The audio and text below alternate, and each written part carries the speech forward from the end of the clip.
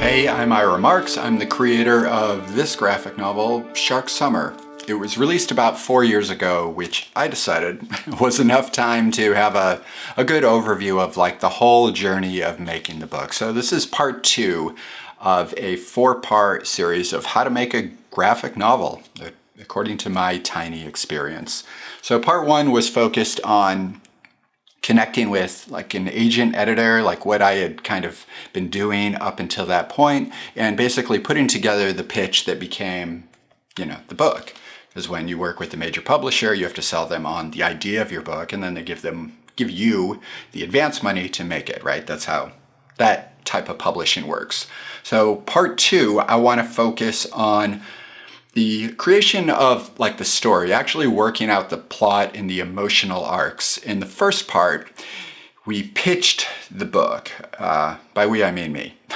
I described the steps of like getting that like rough form of the book appealing enough for a publisher to want to work with me.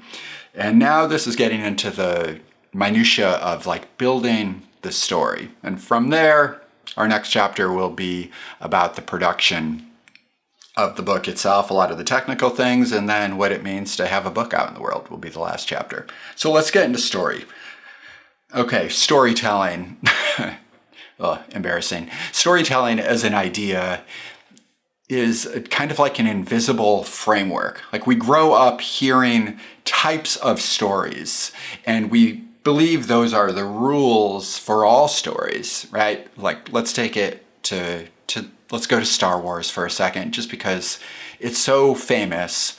The arc of a Luke Skywalker, the idea of like a Joseph Campbell-esque hero's journey, right? Like the rise of like the masculine hero, the Odyssey, Homer, like all these things are just one point of view of what a story can be, right? And ideally, the best thing publishing can do is constantly challenge what we believe a story can be. And I don't always mean just like, obviously letting different creators tell stories based on their own experience and their own interpretation of what a story is totally crucial. But on just like a technical level, following steps that other artists have used to tell a story can really limit your choices. So I say all this to just kind of describe my own version of like the hero's journey I took when making this book, because in some way I wanted it to be a accessible, kid-friendly adventure. I wanted there to be beats that were familiars, that were echoes of populist storytelling that I had grown up with in whatever limited way that was. So I'm going to share some things that maybe are a little bit of advice for you, but not so much as in like, here's how I did it, I think you should do it like this, but more like, here were the points where I made a choice. That's also a point where you could make a choice too, that maybe you didn't think about before. I hope that makes sense. So let me kind of share a slide I made for a talk I give about constructing like the plotting for a graphic novel. Like before you actually start to draw it out, I kind of structured Shark Summer around a 4-act structure. But first let's look at like a general 3-act structure, if we were just going by like standard Western storytelling. Act 1, we set things up, right? We put the pieces in play. We introduce main characters, their wants and their needs. Interior things that are hidden from the character and things that they like actively are pursuing. Those are different things. The idea of a call to action, like a mythical call to adventure, right? What is drawing this character into the world of the story?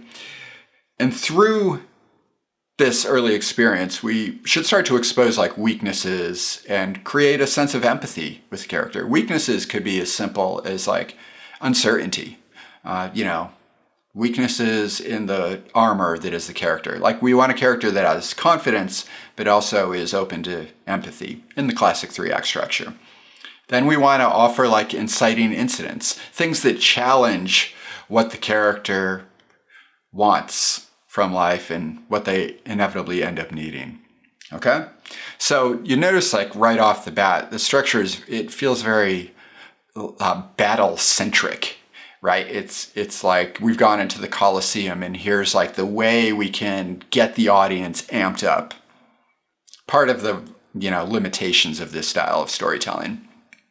All right, Act 2, you kind of have this bell-shaped curve of rising and falling action. In the center of the story, we have confrontations for the character. Things our character encounters, whether it's friends, allies, antagonists, or whatever, that reveal aspects of who they are. The way characters respond to things reveals their true nature.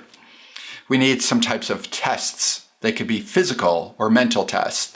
That's why mystery stories are so engaging, because they're constantly challenging our characters' physical and mental capacity, which tells us something about who they are, and make us wonder, would we be able to rise to the occasion? Or just like the joy of watching a character figure out something.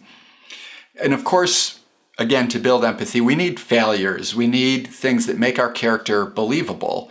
The constant rise of success is not interesting because that's not really how the world works. Any successful journey is a more complicated story than just like rising ability, right? That I think can work great in some contexts, like types of video games that are play to like the empowerment of something, like constantly rising skill sets. But I feel like narrative in a book should be a little more diverse in like the way weaknesses and powers are given to the character set. All right, so Act 2 often ends with like a bit of a setback to kind of lure you in to that third act, right? In the third act, we get ideally an inescapable conflict of some point. Like this idea that all stories are kind of driven by the fate of our main character, this sense that everything was always going to lead them here and there was really no way around it. There's no way out of this interaction. And it could simply be like telling a good friend how you really feel about the way they betrayed you. It doesn't have to be huge and like epic. It can just be like a simple moment, but it should be like unavoidable. That's kind of the value of a third act. And then, of course, we want to see our character triumph in some way, which is to say they discover what they really need and not necessarily get what they want, right? Like it's a character's birthday and they don't get the new bike, but they made their little sister feel good about themselves and see them as, like a role model. That's getting what you need, not necessarily what you want. And that can be a more satisfying ending because it leads to conversation about what would you want? Would you rather have the bike or like a sense of being a role model for a younger sibling? Like what do you really want and need in life? That's interesting conversation. That's what makes a book, what makes a story valuable. Okay, so at the end, the way our character resolves this 3-act structure should make them feel like a different character than they were when we met them. That's classic hero's journey stuff. We might return to like the beginning of the story and the way like hobbits go there and back again. But when we return in a different way. And again, these stories are often driven by like the architecture of battle, conflict, war. Even if they're not about that, right? Lord of the Rings is war-driven, written in a time of war, right? And we take those structures and carry them into our lives, even though they don't necessarily like reflect our lives. So that is to say, the 3-act structure, the hero's journey, does not work for every type of story. And to hop out of it or challenge it in some way, I think is a great way to develop your own sense of storytelling style, right? When you make a graphic novel, the way you mark your page with your ink, that's one aspect of style. But the way you craft a story, the way you build your structure, the way you give characters what they need, what they want throughout, that is another aspect of style. So here's a way I looked at structuring Shark Summer. Part of this is reaction to the 3-act structure. Part of it's just sort of like how I looked at this book after I had built it. I went with 4 acts And part of that was because I found this great photo of an abandoned fish club on the island of Martha's Vineyard, where the wooden structure had broken down and all that was left was the stone base of it. And it had these 4 pillars, and my 4 characters fit kind of perfectly on the corners of these. So I had like these 4 seagulls, visual metaphor and all that. And that kind of led me to this 4-act structure in a way. So some of these theories I'm sort of forcing into a 4-act structure simply because I came up with this great visual. But that's how all good restrictions are built. They're kind of arbitrary, right? So anyway, my 4-act structure goes like this. I was framing it as like missions, like personal goals. This book is kind of a Scooby-Doo-esque mystery. So there's a lot of like plot twistiness, but it's very small. It's not a huge, big story that grows and grows as the acts go on. It stays small and located and focused around the character's emotions. So I like the idea of a mission instead of like a journey because it felt more interior. So Act 1 is the protagonist's mission for themselves, point of view. They want to maintain what they've already got. So they take no action and they make no wrong action. They're trying to like maintain something normal for themselves. And holding on to what you think you need or what you have already is a thing that is challenged every day in life, right? And figuring out how to approach a new normal for yourself is a big part of growing up. So I thought that was a great way to like frame this Act 1. My character Gail wants to kind of maintain this distance she's established from her old friend group and build what she thinks she knows of herself now. And she doesn't really take any bold actions to do this. She wants to like maintain this kind of normalcy. Now, Act 2 kind of invents a challenge for this character where they have to kind of basically just stay afloat. This idea of like surviving, you can survive the first day of school, right? So this means action without strategy, which kind of might mean like getting out of the way of something. So for Gail, that basically means I want to accomplish something, but I don't really have a strategy for how to do it. I don't have all those pieces in play. And in this book, it really comes down to having the right friends on your side that help fill in this strategy. Act 3, my protagonist's mission, is for them to like feel like they need to win. The idea of winning is very satisfying, right? Like you can win a basketball game, but it doesn't mean you've like won the season or that you're the best basketball player. It's almost like the idea of luck coming into play mixed with talent and skill, right time and place. And in this moment, you can win. So that's strategy without like an overall sense of change. It's more of like an immediate gratification. And I thought that narrow point of view is very kid-esque, right? Like we don't have a full view of the world when we're a kid. We're very focused on like immediate gratification. So the idea of winning your third act, I thought was very satisfying, but it also means, well, now what's going to happen? So Act 4 is about like true resolution for what is the story that's actually been happening. My main character has been focused on what they want so much, they don't really see the bigger picture of what do their friends need and want as well. What do the antagonists in the story need or want? Like, what does it mean to resolve all of this Shark Summer, right? What it means is your character needs to change and they need to transform and they need to, I guess you could say, level up to the new version of themselves. They can no longer maintain what they had before. They can no longer simply survive. They can no longer win the moment. They need to create a new version of themselves, which means teaching themselves how to deal with their new friend group and their old friend group, what they now know about their parents, what they now know about their home. All these like revelations will change you, right? My mom always said we're a product of our time and place, of our environment in a lot of ways. And I tell stories in that same manner, I think. Have I always told stories like that? I don't think so. I think I needed to develop this new sense of strategy because like all of us, we grow up with storytelling archetypes, or we learn lessons from populist media. Like I've definitely read and seen many posts about like Pixar style story structure, when Pixar was like the thing for great cartoon storytelling. We looked to the creative teams to be like, well, how do you guys tell your story?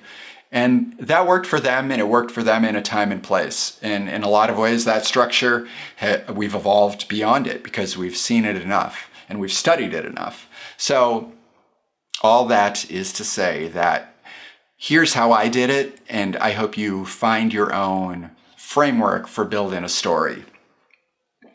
Okay, now in terms of like fitting a story into a graphic novel, I grew up making webcomics and working in short form, you could say like poetry comics and weird little experiments where there was no structure.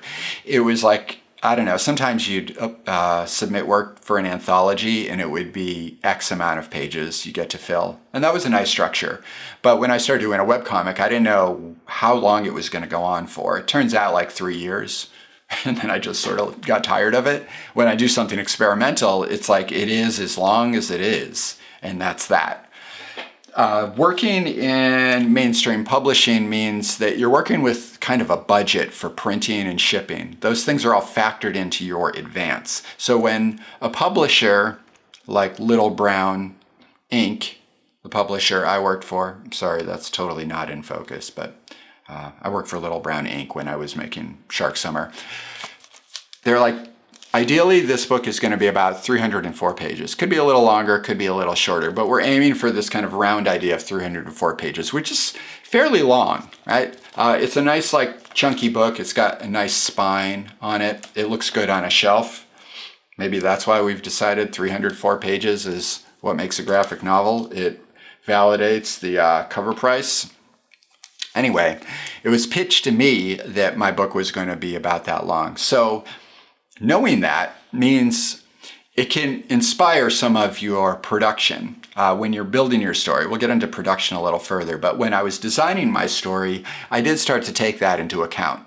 I started to think about the amount of pages a story would take, and we'll get into that in this next chapter. But first, I want to share like my kind of blue sky era of this project. This idea that I had a hook, and the hook was a Scooby-Doo-esque mystery set behind the scenes of the making of Jaws. What is it like to make something while something else is existing around you? And a lot of ghost stories are that, right? Like you enter the haunted house where a narrative has happened, and a lot of the ghost story is either learning what that narrative was or never discovering it. And that's a lot of what horror is, never actually knowing the thing that you're in the midst of. A ghost is the residue of somebody else's lived experience. It could be the residue of their regrets, a residue of their violence, a residue of their happiness, right? A ghost story doesn't always have to be scary. Horror is just about not knowing in a lot of ways, because the horror of being alive is being like caught in the fallout of choices of other people and having no control over a lot of that, or learning to fight back and seeing what the nasty weirdness of like what is influencing your present. Anyway, all that stuff was in my mind when I started to craft the story. But to get that residue of the past, I decided I needed to learn a lot about my setting. And I had a general idea of my protagonists. They were kids who set out to accomplish something for themselves, to win a little bit of money, to make a short film in a kind of Blair Witch Project-ish way. In fact, I definitely pulled some of the plot beats of the Blair Witch Project, the arrival in the town, the beginning of the documentary, the idea that the documentary is about one thing, but you kind of get lost along the way in your ambitions, and it weirds and warps into something else that's really driven by your obsession. So that was part of the story structure for me. With that goal in mind, the idea of the protagonist going a little too far into the story, I wanted to base it in a reality, because I think a lot of times a sense of reality or an actual reality for a world makes it a little scarier. So I did a lot of research into Martha's Vineyard, and this is more for like, this part of the conversation is if you actually care what Shark Summer is about. I think what I've talked about up till now is general thoughts on story structure, especially for like a young reader. Right now I'm going to get into my own personal inspiration for building this book. So you could tune out at this point if you just wanted some like story advice, but if you want to see how I came to the story of Shark Summer, we're going to get into it right now. So I like to talk about this stuff in terms of the elements of making comic art. And if you were to boil down comic art to its essentials, say like 4 parts, just for the sake of a conversation, you have frames, the invisible art of the comic. What makes a comic? It's the use of a panel. That's what separates it from illustration, from film, from photography. It's the way we use panels across pages or across digital frames, whatever like the format. It is the frames you put within it that are a big part of your narrative form, the choice of moments, right? So we got frame, we got character, we got setting, and we have speech bubble. Those are, in a simple sense, the elements of making a comic. So let's talk about my story through the idea of framing. My story started as a quick hook of the idea of like being behind the scenes of Jaws. And Jaws is a film.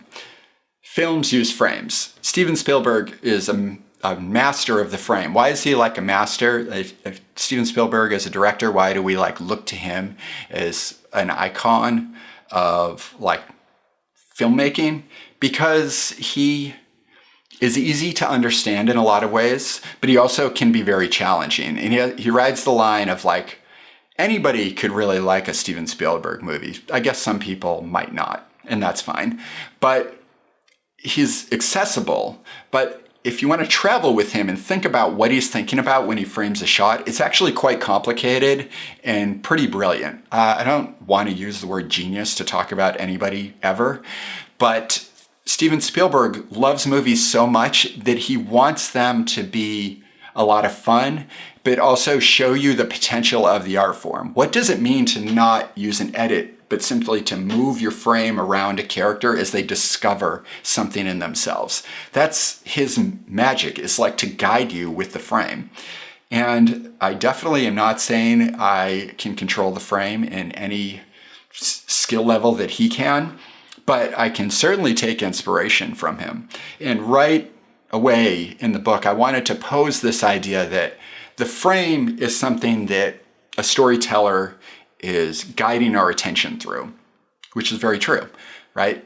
The idea of Jaws is through the point of view of a director or a storyteller. The idea of my book, Shark Summer, is about pointing a camera at certain things at certain times and getting the best version of that story, which is to say, leaving things out. And I think that's an important lesson for kids. If I was to like inject a bit of a moral in a story, like I think all kids' books maybe need a little bit of a lesson along the way to kind of like show you the truths of the world. And even if it's just kind of light touches, the responsibility of the storyteller was a big one. The use of the frame, whether it's through a comic or a film or a photograph or your phone or whatever, the way we choose to show things says a lot about who we are, more so than the things we choose to point our camera at. So I think that was a big deal, and I spent a lot of time, you could call them Easter eggs, pointing out the use of framing in Jaws by like adapting screenshots from my book and setting my characters in them in a very meta way, where my characters kind of move in and out of the frame of the Jaws film and also the behind the scenes of the production. So you could say this is a book about making movies, but it's also as much a book about making comics. And it's just kind of a fun riff. As someone who's always behind the scenes, right? Like, my art is not about performance. I guess I'm making a video right now and I'm performing, but it's not like I'm in a band and I go up on stage and that's my art. Like, I live behind this book. Like, people that read this book, they're not interacting with me directly. The book kind of is its own thing and lives its own life after I complete it. So I feel very behind the scenes in my art form. And so I really connect to behind the scenes stories. That's why directors, I think, have always appealed to me so much. They're also behind the scenes. Actors seem to get way more credit than directors for the production or the joy or art of the craft of filmmaking, because they're the presence that you're directly engaging with. They're facilitating everything that's happening outside of this.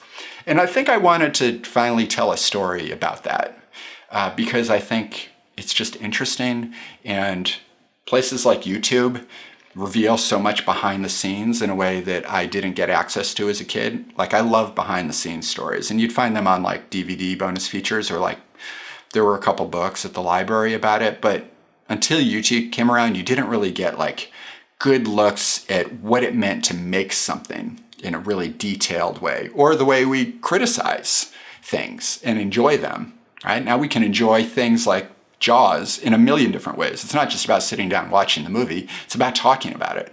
It's about speculating on why it's great, or why maybe it's not so great, or what the sequel means to the first one, or the amount of money that a film made, right? Or the cultural impact. These are all things that are about Jaws. And talking about culture is very interesting to me, in the same way it probably is to you.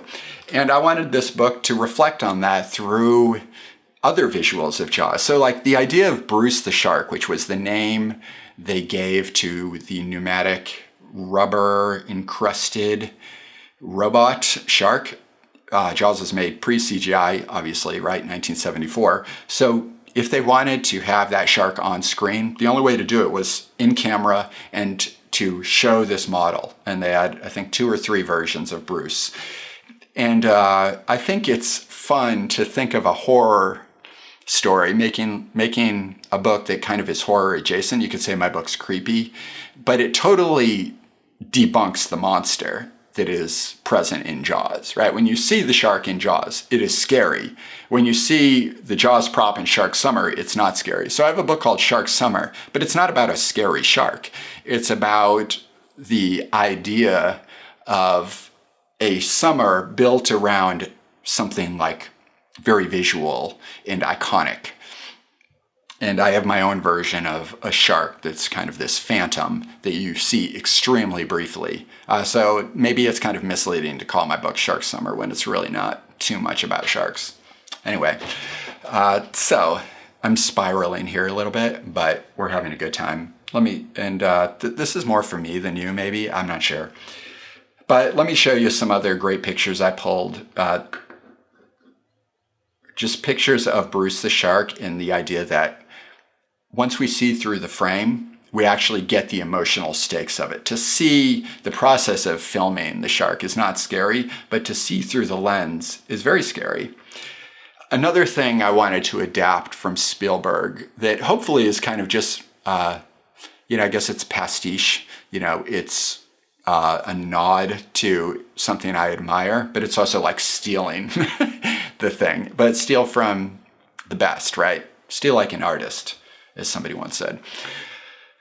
So there's a moment in my book where a very plot structure-y moment where my character Gail realizes for her to get what she needs, for her and her friends to get what they need to continue forward. And more importantly, she needs to kind of continue forward in what will eventually become her own solo journey. And I took this moment from Jaws, where Chief Brody, in the fallout of another shark attack, which has killed an innocent bystander, again, he's realizing that there's an inevitability here. This monster, it's a great white shark, I guess, but technically it's just a monster. It's almost like a supernatural entity. This shark monster is going to keep terrorizing people, and he's the only one that can really put a stop to it.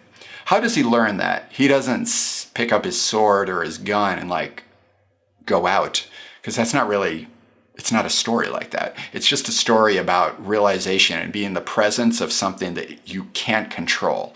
But yet, how do we deal with it and protect people we care about? He looks out to the ocean, but he doesn't just look out to the ocean. He looks through the frame of the pier. And this simple, frame within a frame and the way the camera is able to like zoom and move on that paints the idea of like the great unknown in a different way. You're seeing a very specific point of view. It's not just the broad ocean, but it's like somebody narrowing their focus to almost like a single spot on the horizon that they need to get to. Something out of reach right now, but is inevitable for them and is very unknown. Like the cusp of the edge of their reality exists for Chief Brody in this frame, right?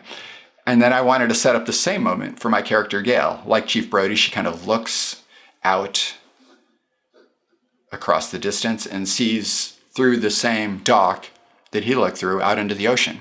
And something that I started to realize at this point about this story is like, while I'm adapting kind of an Easter egg type moment from a film, this is a real place. You can go to Martha's Vineyard and you could stand in this spot and you could look out under that pier. And I think that changed what the story was for me. I remember my editor, Andrea, said to me, as I started working on this book and got a little deeper into Martha's Vineyard history, like beyond the film of Jaws into just what was Martha's Vineyard like at that time and historically, all these little like other moments that I could work into my book, an actual geography of the island. Andrea's like, the cool thing about your book is when a kid reads it, they could go to Martha's Vineyard and have a shark summer of their own. And that changed how I thought about the project. Up until this point, I had been building my own worlds, and they were emotionally driven, and I wanted them to feel real, but you couldn't go there. But suddenly I had a story that could be, if I worked in the right way, a responsible enough story to create the feeling of a place where you could travel there and feel like you were standing where those characters were. And I thought that was really cool. And then also to think about Jaws, Jaws is as much an artifact of that time, like it's a document of that time and place, because everything's filmed in camera and a lot of the filmmaking style is about adapting the reality of that place and injecting a story into it. So a lot of the extras, a lot of the cast outside of the main cast were people that lived on the island. A lot of the things you saw were just things that existed in that place already, maybe heightened, of course, but that is kind of a document of Martha's Vineyard in its own weird little way. And I was like, oh, my book can sort of do that. And I think maybe that's the truth of what it means to adapt the feeling of Jaws more so than just throwing a shark into a couple panels of the book. So there's my thoughts on the frame. Let's talk about the story through maybe what's more valuable here is the point of view of the characters. For me, characters are like a vessel for story. They start kind of empty, like they're a silhouette, like a great cartoon has like an iconic silhouette. So you find your silhouette, but throughout the course of your story, you start filling that vessel in. And by the end, you have like a fully formed character. So in a way, I actually don't think I get to know my characters until the book's over. Like I don't start the book understanding who they really are or even how to draw them right. I mentioned in my other video, Developing the Pitch, this idea that, below the surface of the iceberg, the part of the iceberg that sticks out is the book. One of the things below that iceberg is like all the time you spend figuring out what a character looks like. So for example, when I was designing my character for the book, I was thinking of some classic cartoon shape language. I'll put this image up on the screen so I don't have to stand here and hold this. So classic cartoon shape language, specifically like Western, Disney-inspired cartoon shape language, says that we have these preconceived notions of like how shapes and forms feel emotionally, narratively. We get a shorthand for story if we use our shapes in the way people expect them to be used. And then we can break those expectations just as easily. So when I was designing my characters, I spent a lot of time on like aspects that were very prominent. Like, for example, the noses. Like Gail's nose, Elijah's nose, and Maddie's nose are all very distinct. And when I talk about this book with kids at schools, like noses, they point out the noses. Wondering like why someone's nose is like that. And I think sometimes you ask those questions because it's like, you think about that with your own face. I've spent surely hours of my life, days, weeks, years, thinking about the shape of my nose not so much now, but when I was young, like your silhouette, like the things that are visibly you, you think about what those mean in the world, right? So when I design a character, especially a young character, I think of the shapes and forms that are their body and what those kind of say about their presence in the world. And maybe it's as simple as visually distinguishing them from each other, let alone, other ways to identify a character. I also think a lot about implied story when I'm designing my character. So for example, the aspect of Gale I spent the most time on that was very story driven was the look of her hair. Hair is maybe the biggest identifier of who a character is because, especially with a young character, it's maybe the first sign of their own freedom of agency because a young person doesn't have a lot of freedom in their life, right? You go where adults tell you when you're a kid. But a thing you probably have some freedom with is maybe not even so much your clothes, because that's like a resource you have to spend money on. You don't always get to wear what you want to wear, but you probably get to have some say over what you get to do with your hair. Therefore, it's a clue as to who you are and how you see yourself. So when I design a character's hair, not only is it a prominent aspect of the silhouette, but it's a narrative element. So Gale's hair, I was looking for that right balance of a hairstyle that's between hairstyles. So if you've ever grown your hair out and cut your hair short, you still have this idea that you can tie it back in like a little scrunchie or a ponytail, but it doesn't quite fit and it's like straining to be held.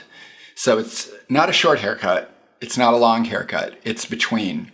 I wanted Gale to look like she was between things. She was no longer the sports star she was in the first page of the book, and she is yet to become the journalist or good friend or whatever you want to decide she is by the end of the book. She was between things, and I wanted her hair to be a little chaotic in that type of way.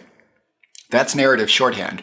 That's a lot of story built into a visual aspect. And one of the challenges, I think, of developing a story for a graphic novel is when you write a script or you present something with text, it's not really what it will be once it becomes the comic.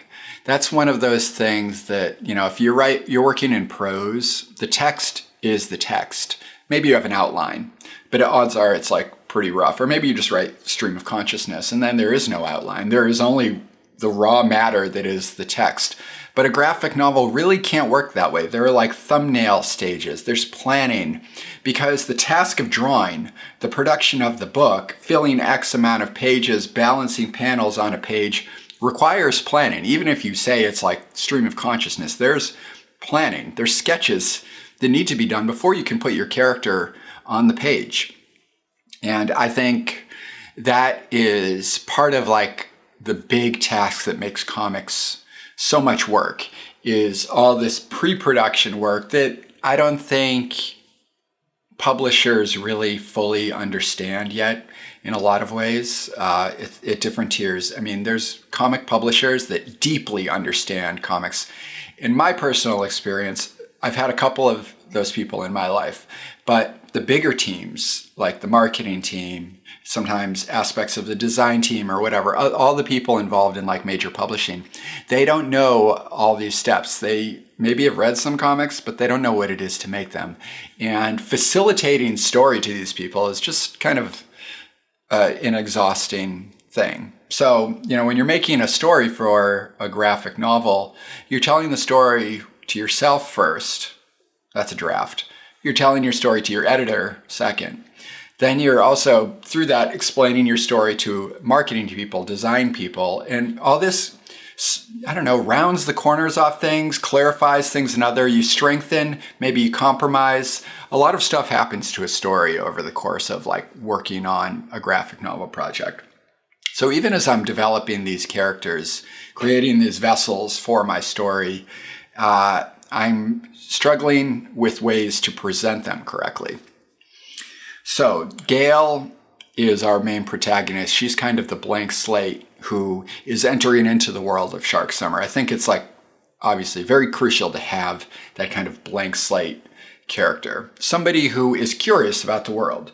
Like Gale's face on the cover is telling you all you need to know about her. It's that she's in awe of something, that she's visually and like mentally, physically engaged with what is going on. If she was bored, that's not a very exciting story. I see a lot of like young storytellers that like to create very detached characters, which is truthful and relatable. But if your main protagonist is very detached, it is quite hard to rally the reader's attention around them, because if they don't care about the story that they're involved in, why is a reader going to care about the story? And I don't mean like being in love with the story. I just mean like emotionally responding to what's going on. So Gale is constantly emotionally responding to the world of Shark Summer. My other characters, they fill in the blanks of what Gale is lacking. So Gale has the motivation and the leadership. And if her goal is to make a short film that is worthy of prize money, she's going to need a story, and she's going to need actual film media to make. So Elijah is the cinematographer. He doesn't have the story exactly, and he doesn't have maybe the urge to like, you know, make the money. He doesn't need the money. He doesn't have a story, but he's got a camera and he could use some friends. So Elijah is the aspect of resources that are often kind of elusive. You know, it takes a lot to rally the resources to make a film. And Elijah kind of rides in at the right moment to help Gale in this situation. And he's a great friend, and he's a big fan of movies. And I think there's this kind of cultural balance of like the creator and the fan and the way these things work together. You can be a little of both at the same time, but they're kind of different points of view of the same thing. Elijah is in love with filmmaking, but he doesn't really know what it takes to make something, and he doesn't really know the craft of expressing what's inside of you. So he has like a lightness to him. You could say you could say it's a weakness. It's the thing that's missing in him. Others say, well, it sounds like he's just a well-rounded person.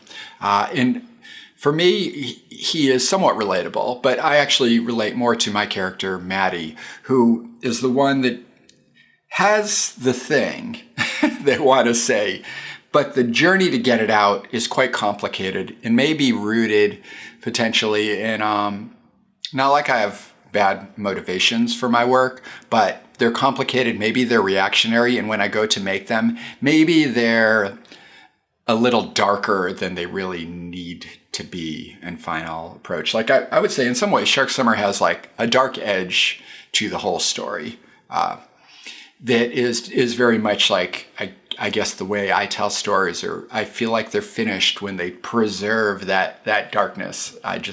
I guess it's a thing that I think about always being there. And my character, Maddie, kind of feels that.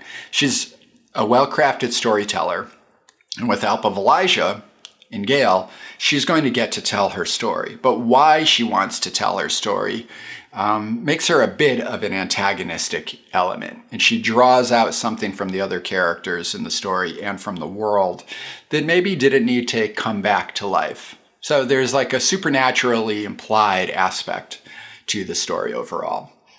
And bring up the idea of supernatural. This is where the genre of the book or the genre of the story, I think, is valuable to define. I think sometimes genres are just a shorthand to help us like join our little clubs. I love spooky stories. Let's be in the horror club. Like I love romance. Let's be in the romance club. But truthfully, like we're all a mix of all the things. It's fun to identify with like these different groups, but really like nobody's really in one camp. We're all a weird gray mass of all our influences, right?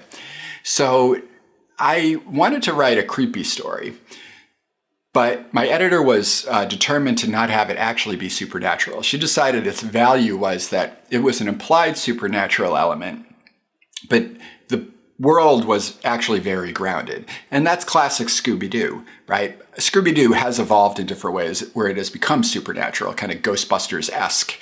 But early Scooby-Doo is really mostly just about someone with a mask on or like creating an illusion, playing off somebody's superstition to get what they want. And that's reality in a lot of ways, playing off somebody's like sensitivities about something to take control of the situation. And that's what Shark Summer ended up being. there's visions of ghosts or like phantoms, but they're very brief and fleeting, and they're just kind of a spark that came to life for a character just in that moment, but they don't actually influence anything. They can't physically interact. So I think that's kind of a sweet spot of the supernatural. In fact, it's not horror, it's like weird fiction in the Edgar Allan Poe sense. Like, what is the Raven but like just a weird moment, right? Like something inside you bubbling up and out and kind of like possessing this thing in your space, this idea of like this bird who's watching you and like drawing something out of you. That's horror adjacent. I think you can just call that weird fiction. It's about the complexity of a moment. And that's how I think of my story. It's weird fiction. It's about the deep complexity of a moment and then the dispersion of it completely and having it be gone and allowing for a happy ending. Yet the residue of that moment still lingers. So Elijah, Gail, and Maddie are the triad of those concepts. And together, they bring the story of Shark Summer to life. To remove any of those elements would break the story. So I think a good story doesn't have excessive characters. Here's where we get into some things that are like personal to me. I guess maybe some of my storytelling, I feel like I'm kind of sharpening something to more of a point and not filling things out, though a lot of people, like, you might prefer a filled out story. Like, you might love a good campaign of like a group of things in like an RPG sense where you have like characters that are almost just icing on the cake. They're not essential to like thematically what's going on in the story, but they serve great purposes, maybe humor or romance or whatever you need, just like something cool. For Shark Summer, I had my group kind of whittled down to just the characters who are impacting the events. And then amidst them, we have Lex, who is Gail's older friend, who eventually ties into the whole story. But at first, Gail thinks she's separated herself from Lex. And without Lex, we don't have the concluding idea that brings the whole story all the way around. Without Lex, we just have a story that started one place, went somewhere else, and stayed there, which is one type of storytelling. But for me, I wanted Shark Summer to be a story that looped back to where it began, but where it began with these two characters, Gail and Lex, now feels totally different for you, the reader. And I think really at the end of the day, that's what makes a story satisfying. I love ambiguity. I think it's kind of a lost art in a lot of mainstream media, especially like if you go back to the era of Jaws, like 70s filmmaking, ambiguity is a big part of like most popular movies of those time. People were, I don't know if they were fine with it, but they were given a lot of stories that didn't fully resolve.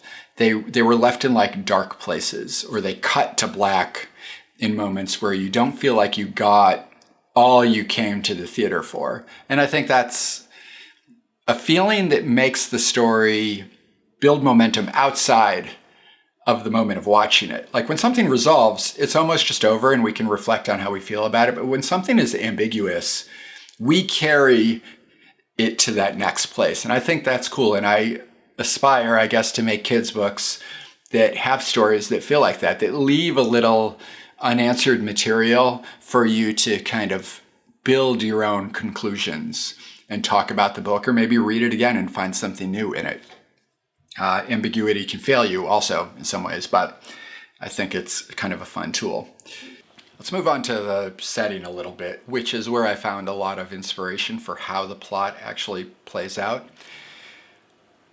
In cartoon art, you realize often, not so much in comics, but in animation, these are both forms of cartoon art. Historically, in cell art, you would have your matte painting, right? Like the drawing that was the background. And then you would have the cell, which was the illusion of the life, the motion of the character, the Mickey Mouse walking across a landscape. And aesthetically, there's like this beautiful distinction between the two. It's like you have this living thing journeying across a painting. And I wanted to bring a little bit of that feeling to Shark Summer. It's something that you see in the old Scooby-Doo cartoons as well, like the map painting and then the cell on top. And there's something about the texture of those paintings that makes them feel a little more serious and grounded than the cartoon drawing on top. Part of that is just the technology of the time. In the paint materials, there's like this contrast between these two elements. And I wanted to evoke that in my work. It's an aesthetic choice. It's not like a technical byproduct. So I'm forcing it into the story, but I think it gives a grounded feeling to certain shots, like when the characters are actually in danger. The fact that the backgrounds are a little painterly, they're a little more texture, they kind of have like kind of a gouache, dry brushstroke feeling. Those are storytelling elements that make the world feel grounded, like rusty, washed out metal, like crashing water, whatever I'm trying to evoke. It makes them feel like you could actually reach out and touch them. Therefore, they're potentially dangerous to you. And I knew early on that I wanted that to be a feature of the story.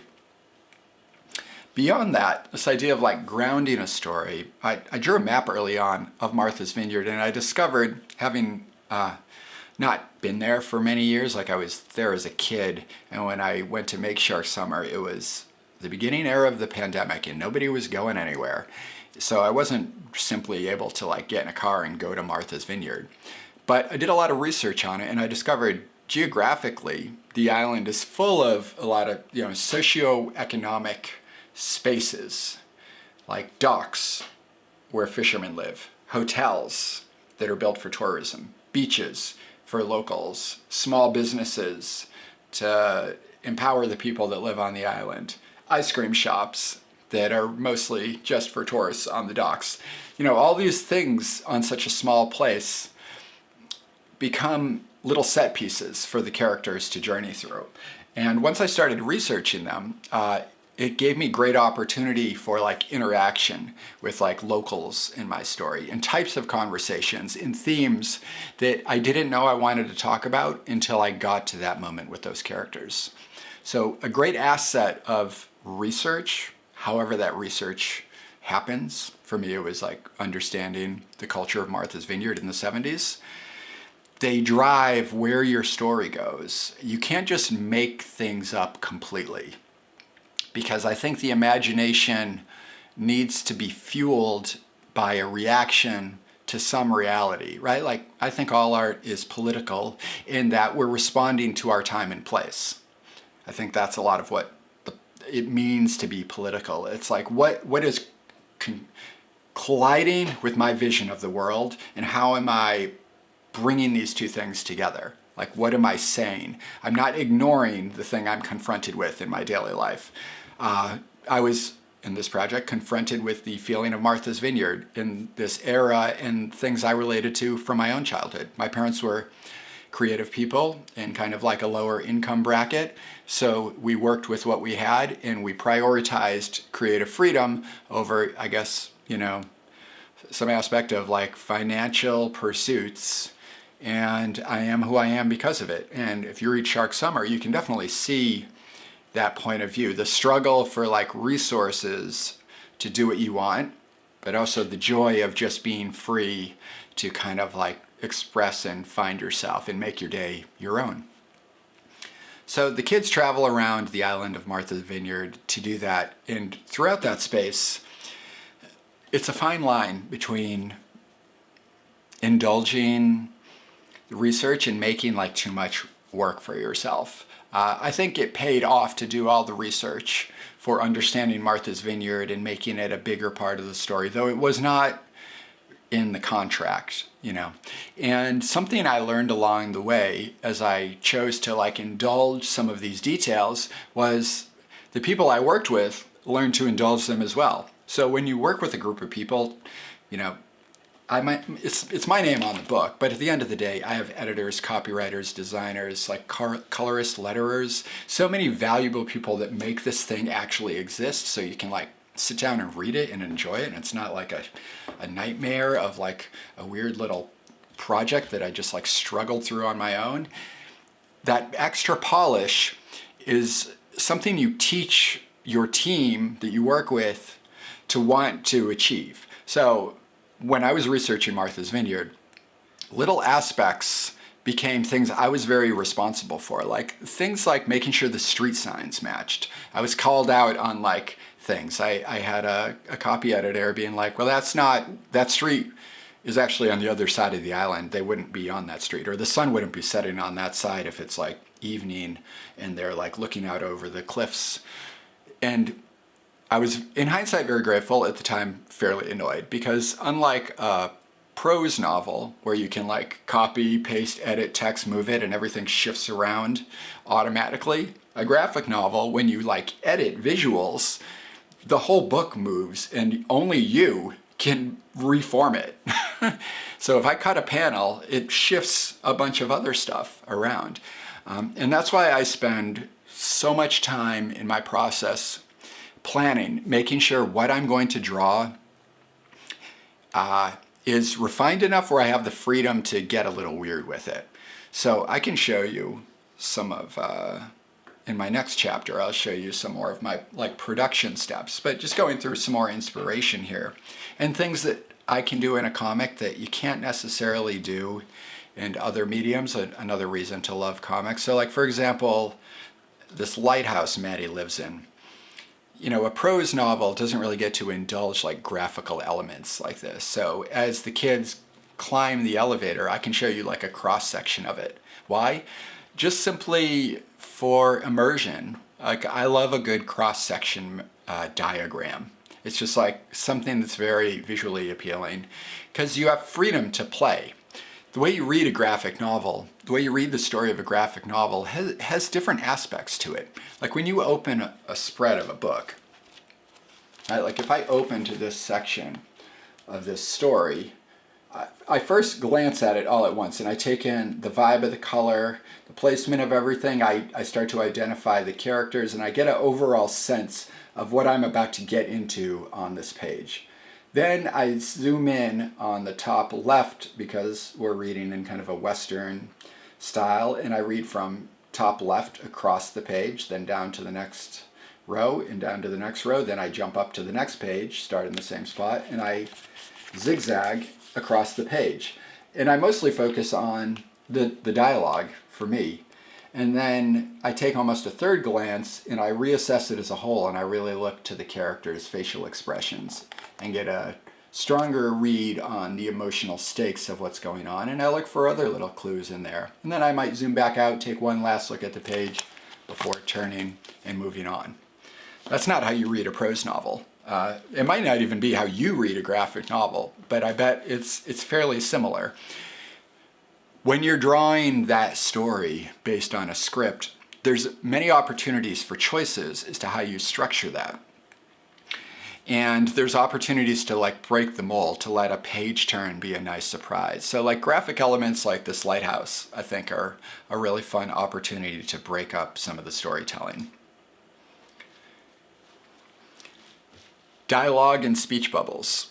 The way I tell my stories at this point in these projects, everything is through dialogue. So it's cinematic in that way. Movies have narration, but like overall, the story is crafted through how characters speak and the sound of the world. So I could use some sound effects in my comic. I don't do that too much, but I do spend a lot of time refining dialogue, making sure it's clear and making sure it feels natural. When I build my scripts, I write them as if they're for a play. I have stage direction and ideas on props and setting and, a character's name with a little dash and then the line there. Because that's a place where I learn who my characters are. So when we talk more about production, I'll get into that further. But in short, through dialogue, I discover aspects of my characters that weren't necessarily present when I was teaching myself to draw them.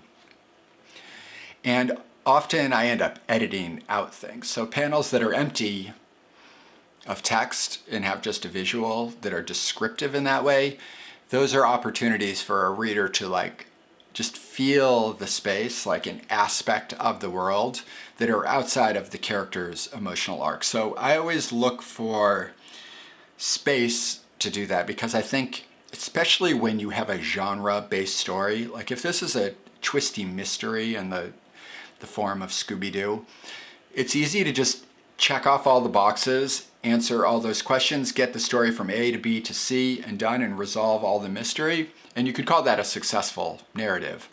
But without space for like emotional moments or oddness, or just like the freedom to draw something you didn't think you wanted to draw till you got there, it's not really fully art in a way. It's kind of a craft. Like if you know where your story is going to go before you even start to make it, that's craft. Like planning the perfect meal based on the recipe is an expert skill set.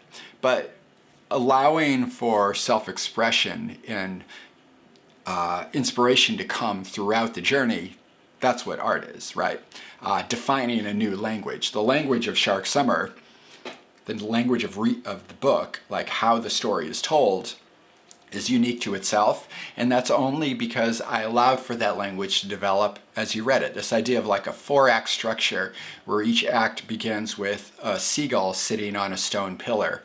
That's part of the language of the story of my book, and only my book. If you do that in your book, you're kind of riffing off the language of Shark Summer, which is cool. I'm constantly riffing off other languages from other media, but you have to allow that invention within it. And too much planning can take that away from you.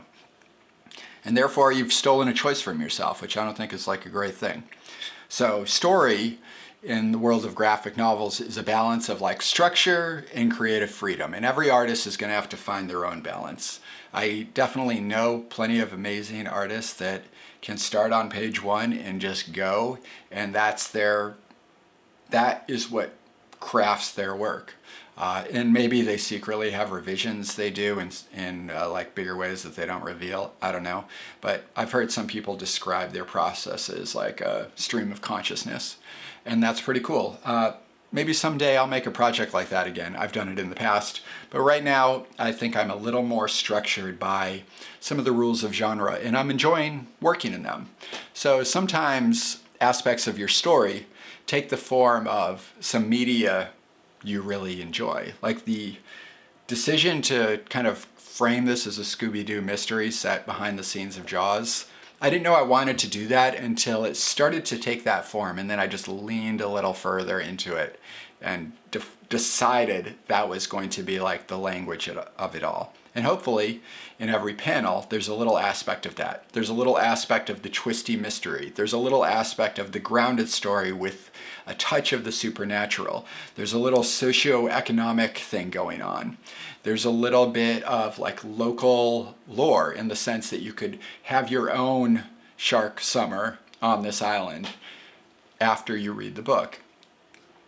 What are some other tiny discoveries? Okay, I'll just give you one more. This is just like a great happenstance. You know, there's something that maybe it's a little Goonies-esque about my book, which makes sense. Like I grew up in that era in the 80s. Like I've seen that movie a billion times. But I was looking for a place to put the gravesite of a dead sea captain. Very Goonies-ish idea. So I had the characters needing to chase down a tombstone. But I didn't want to just like go to a graveyard in an ambiguous, like moody night. I wanted to find something very specific to Martha's Vineyard. And I discovered the perfect thing for this project. And I found a map of a unresolved housing development, a vision of a community on Martha's Vineyard that was never fully realized. And it was this plan for Lagoon Heights, Martha's Vineyard. And Lagoon Heights is just like the perfect phrase. I know that phrase still exists there. I don't know if it's an area or just a street name. So there may be a Lagoon Heights, but it's not a housing development like this. And growing up in upstate New York and in northern New York, a lot of the smaller cities and areas around where I live, you know, they're places that are like a shell of what they were in a time of industry. Like the vision of what a city was or could have been is so prominent in my life. You know, walking around old theaters that have been closed for decades, like empty spaces where like an iconic building once stood that like burned down, but there was never any money to like restore what that space was. Lagoon Heights kind of speaks to that idea, the perfect vision of the quintessential like living on Martha's Vineyard that was just never realized. And in my book, it just is represented as a swamp, and the graveyard that's on the map is the only thing that is still there. And I wouldn't have come up with that idea on my own until I found this Lagoon Heights map. So if I was to share, a concluding thought on how storytelling works, is give yourself a little structure, know where you're going a little bit, but make sure along the way you set that map down and like pick up a new weird map that you discovered along the way and see what happens. Odds are it's going to fit together if you embrace the idea of building your own language for the story.